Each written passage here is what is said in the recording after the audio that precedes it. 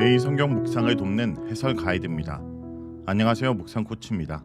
함께 읽고 나눌 말씀은 사도행전 14장 1절에서 18절까지 말씀입니다. 비시디아 안디옥을 떠나 이고니온에 도착한 바울과 바나바는 전과 동일한 방식으로 회당에 들어가 복음을 전합니다. 청중의 반응도 비시디아 안디옥에서와 비슷했습니다. 허다한 무리가 믿기도 했지만 적대적인 그룹들은 표적과 기사를 보고도 바울과 바나바를 돌로 치려 합니다. 결국 바울과 바나바 일행은 루스드라로 이동하여 복음을 전합니다. 1절에서 7절을 보겠습니다. 1절에서 7절은 이고니온에서의 복음 전파입니다. 바울과 바나바는 함께 유대인의 회당으로 들어가 복음을 전합니다. 함께로 번역된 단어는 평소와 같이라고도 번역할 수 있습니다. 1절에서 바울과 바나바가 다시 유대인의 회당을 찾은 것은 매우 흥미롭습니다. 유대인들의 완악함으로 인해 바울은 이미 이방인들에게로 선교의 방향을 바꿨습니다. 그런데 바울이 다시 유대인의 회당으로 들어가는 모습을 누가는 보여줍니다. 이는 바울이 아직도 유대인들에 대한 기대와 마음을 완전히 포기한 것이 아님을 알게 해줍니다. 이에 대해 누가는 바울과 바나바의 사역으로 인해 유대와 헬라의 허다한 무리를 얻었다고 긍정적으로 평가합니다. 하지만 바울과 바나바는 순종하지 않은 유대인 무리와도 맞닥뜨립니다. 그들은 이방인들의 마음까지 선동하여 바울과 바나바에게 악감을 품게 했습니다. 3절에 오래 있어라는 표현은 바울과 바나바의 선교적인 열정을 보여줍니다. 유대인의 핍박과 반대에도 불구하고 그들은 이고니온에 계속해서 머문 것입니다. 조금도 위축되지 않고 담대하게 복음을 전하는 일을 계속했습니다. 때로는 발에서 티끌을 떨어버리기도 했지만 바울과 바나바에게는 근본적으로 영혼을 긍휼히 여기는 마음이 있었습니다. 하나님이 그들을 통해 일하셨던 방식은 그들이 전하는 말에 신빙성을 더해주기 위한 표적과 기사였습니다. 신약 성경에서 기사는 항상 표적과 함께 사용되었습니다. 이는 하나님이 개입하셨음을 암시하는 것입니다. 누가가 이고니온에서 일어났던 표적과 기사의 내용에 대해 구체적으로 기록하지 않는 이유가 무엇인지는 알 수 없습니다. 누가는 하나님의 능력이 표적과 기사로 나타날 수 있음을 결코 소홀히 취급하지 않았습니다. 그러나 누가는 3절에서 표적과 기사가 일어났다는 사실보다 표적과 기사가 두 사도들이 입으로 전했던 복음의 내용을 증언하는 역할을 했다는 점에 무게를 둡니다. 초자연적 현상 자체를 복음의 능력으로 해석하는 것도 중요하지만 표적과 기사가 말씀의 권위를 뒷받침하는 기능을 한다는 사실을 받아들이는 태도 역시 필요합니다. 1절과 4절은 바울과 바나바를 사도라고 지칭합니다. 사도행전의 저자가 이 두 사람을 사도라고 부르고 있다는 사실은 매우 흥미롭습니다. 엄밀한 의미에서 바울과 바나바는 예수의 직전 제자들이 아닙니다. 좁은 의미에서 그들은 사도가 될 수 없습니다. 특히 바울의 사도권에 대한 논쟁은 끊임없이 제기된 문제였습니다. 그런데 저자는 바울과 바나바를 사도라고 부릅니다.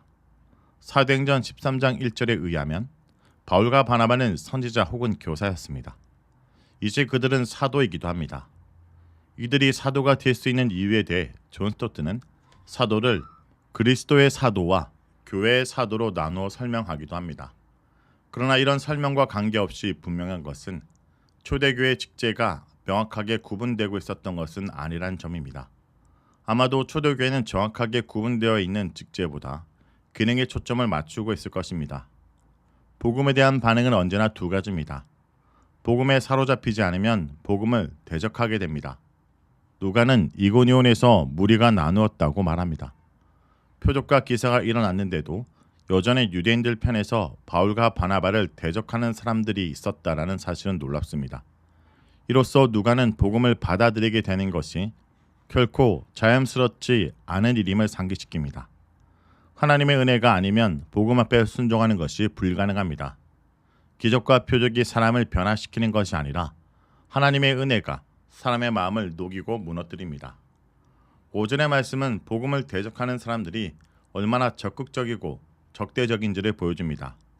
그들은 사도들을 모욕했을 뿐 아니라 돌로 치려 했습니다. 모욕에 해당하는 헬라어는 히브리사이인데 오만하고 무례한 태도로 누군가를 대우하는 것을 말합니다. 마태복음 22장 6절에서는 혼인잔치를 열고 사람들을 청한 주인이 자신의 종을 모욕하고 죽였던 사람들을 묘사할 때 사용되었습니다. 누가복음 18장 32절에서는 예수의 고난을 묘사할 때 사용되었습니다. 즉 바울과 바나바가 당하는 고난에 대해 누가는 이 고난이 곧 예수의 십자가 고난에 동참하는 것이라고 은연중에 드러내고 있는 셈입니다. 다음은 8절에서 18절입니다.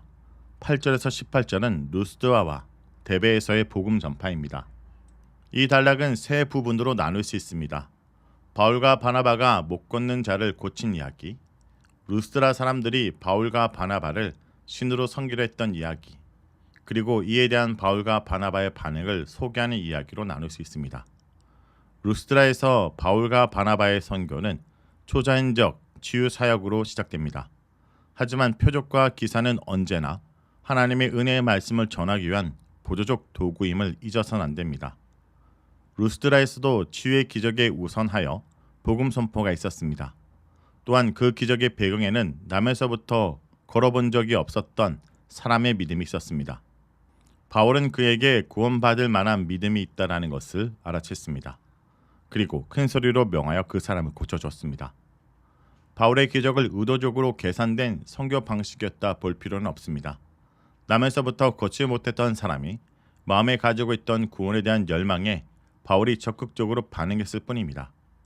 그가 가졌던 믿음은 어디에서 온 것일까요? 7절은 작은 실마리를 던져줍니다. 비록 문맹률이 높고 미신적 환경에 쉽게 노출되어 있었지만 복음은 듣는 사람들에게 구원을 얻을 믿음을 갖게 하였습니다. 9절은 더 분명하게 표현합니다. 바울이 말하는 것을 듣거늘. 적어도 그 사람은 바울이 전한 복음을 듣고 이해할 수 있는 헬라어에 대한 지식을 가지고 있을 가능성이 큽니다. 믿음은 하나님의 말씀을 듣는 것에서 시작됩니다. 바울이 행했던 기적은 전혀 예상하지 못한 결과를 가져왔습니다. 루스드라 사람들이 바울과 바나바를 제우스와 헤르메스로 착각하여 그들을 섬기고 제사하려고 한 것입니다. 11절은 루스드라 사람들이 누가오니아 방언으로 소리를 질렀다고 기록합니다. 이는 이 어처구니 없는 상황이 생겨난 이유에 대한 작은 설명이 될 수 있습니다. 루가오니아 지역은 아나톨리아 원주민들의 거주 지역으로 헬라어가 사용되지 않던 곳입니다. 반면에 바울과 바나바는 지금까지 헬라어가 통용되던 지역에서 선교 사역을 해왔습니다. 당연히 바울의 복음 선포는 헬라어로 이루어졌을 것입니다.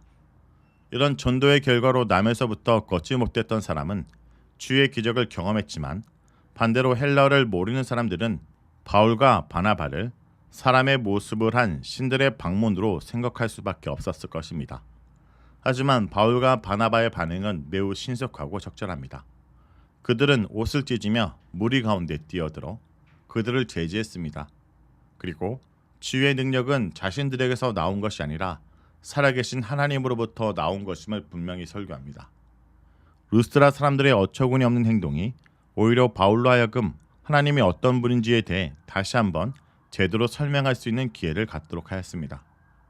14절에서 18절에 기록된 바울의 설교는 사도행전 17장 22절에서 32절과 매우 비슷한 형태로 되어 있습니다. 유대인들이 아니라 이방인들을 향한 바울의 메시지가 어떻게 전달되었는지를 알게 해주는 최초의 설교인 것입니다. 바울의 일행은 하나님이 받으셔야 될 영광을 자신들이 취하지 않습니다. 오히려 사람들을 우상 숭배에서 돌이켜 살아계시고 참되신 하나님께로 돌아오게 하는 기회로 사용했습니다. 오늘도 내가 영광의 자리에서 내려와 하나님을 높일 때 세상도 하나님만이 우리가 경배하고 찬송하고 감사해야 될 분임을 알게 될 것입니다. 말씀을 놓고 기도하겠습니다. 주님, 오늘도 오직 살아계시고 참되신 주님만 영광을 받으시는 하루의 삶을 살게 해 주시옵소서. 예수의 이름으로 기도합니다. 아멘.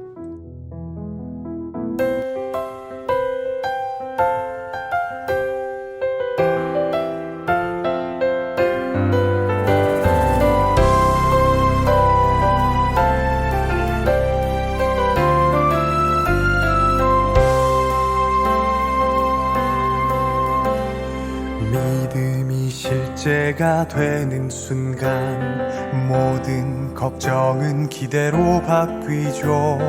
믿음이 실제가 되는 순간 하늘의 역사는 시작되죠.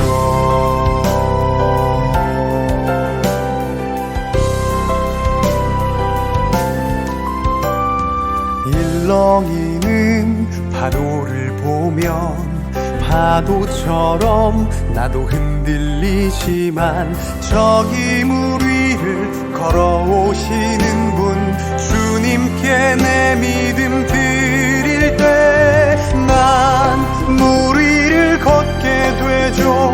상상조차 못했던 일이지만 난 주님과 함께 걷네. 믿음이 실제가 되는 순간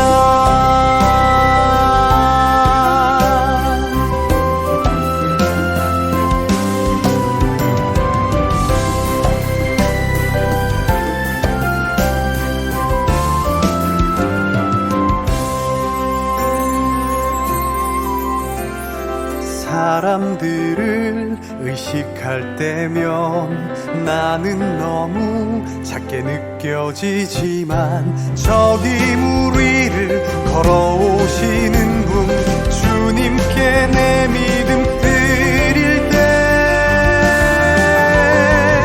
난 물 위를 걷게 되죠. 상상조차 못했던 일이지만 난 주님과 함께 걷네. 믿음이 실제가 되는 순간 난 물 위를 걷게 되죠. 내 힘 아닌 주님